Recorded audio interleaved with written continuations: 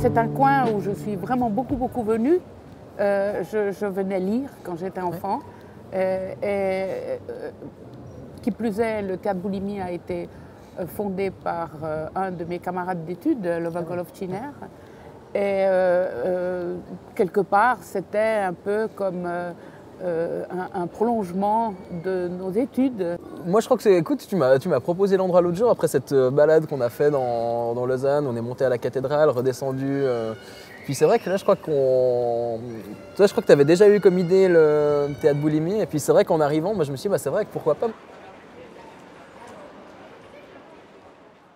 Je suis née en pensant que je devais écrire, que c'était la seule chose que je pourrais faire. Et après, je m'en suis très longtemps éloignée parce que j'ai pensé que, comme j'avais émigré d'Italie en Suisse, c'était impossible puisque j'avais plus ma langue maternelle à la main. Oui, c'est ça, c'est d'être... J'ai mis très longtemps pour réaliser qu'on pouvait écrire dans une autre langue maternelle que la sienne et pour réaliser que Ionesco n'était pas de langue maternelle française. Oui, c'est ça, Sioran aussi. Romain Gary n'était pas de... Et tout à coup, je me suis dit, bah, si eux, ils peuvent, moi, je pourrais essayer. Et puis voilà, j'ai essayé. Et au début, je ne croyais pas au roman, alors j'ai écrit autobiographique pendant quelques années, puis j'en ai eu marre. J'avais l'impression que je faisais du nombrilisme, et puis j'ai arrêté d'écrire.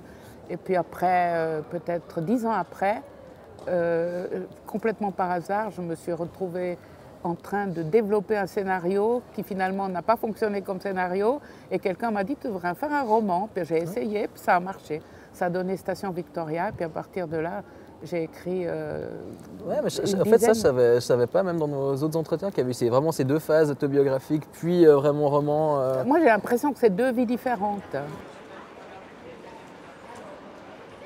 Donc, j'ai écrit 2 livres, Au point d'effusion des égouts, Notre-Dame de la Merci, en 2011, puis 2012. Et puis, voilà, le premier suite à un voyage que j'ai fait quand j'avais 20 ans. Le deuxième, suite plutôt à un mélange d'expériences qu'on avait discuté, qui vient de mon enfance, de mon village d'enfance, et tout ce cadre au fond dans lequel j'ai été plongé pendant mes 10 premières années, plus ou moins.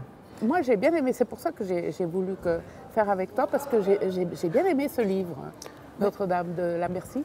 Oui, voilà, exactement. Oui, J'ai bien aimé Notre-Dame de la Merci parce que c'est un monde qui m'est totalement étranger.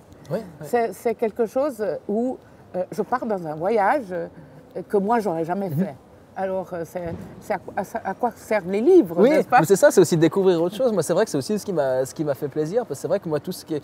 Des fois, je me dis, mais quel travail tu as dû faire pour avoir toutes ces informations, ce travail de recherche. Moi, j'aime bien faire du travail de recherche, comme ça, lire des choses, mais sur des choses tellement précises, je me suis dit, mais ça, j'aurais jamais le courage de faire quelque chose comme ça. Donc, je me suis dit, bah, c'est vrai que c'est l'occasion aussi d'échanger avec quelqu'un qui a fait ce travail, je me dis, ça doit quand même des heures de... Alors, s'enfermer, de toute façon, pour écrire, ça se fait. Mais voilà, c'est ça que je me suis dit, mais moi, j'aimerais bien une fois faire un truc comme ça, très construit, des personnages. Mais je me dis, mais où est-ce que je vais tirer je sais pas si on dit la force, le courage, ou en tout cas mais moi, la chose que je constate, c'est que les gens qui ont commencé par dire ce que tu viens de dire, c'est-à-dire, waouh, toutes ces recherches, comment vous avez fait, tout ça, donc des écrivains, et qui puis un jour disent, ah ben j'ai trouvé un sujet, puis tout à coup je suis partie dans le truc. Comment tu avais fait déjà pour aller... Et tout à coup, boum. Mais je pense aussi, bon, c'est peut-être parce que j'associe encore la recherche documentaire avec ce que je fais à l'université, donc peut-être que ça me bloque tout de suite. Je me dis, ouais, voilà, je suis en train de faire, j'ai l'impression de faire des devoirs, tandis que je pense que quand j'en aurais fini avec l'uni, j'aurais peut-être plus envie de me replonger dans des recherches, dans des choses plus pointues, et je pense que ça...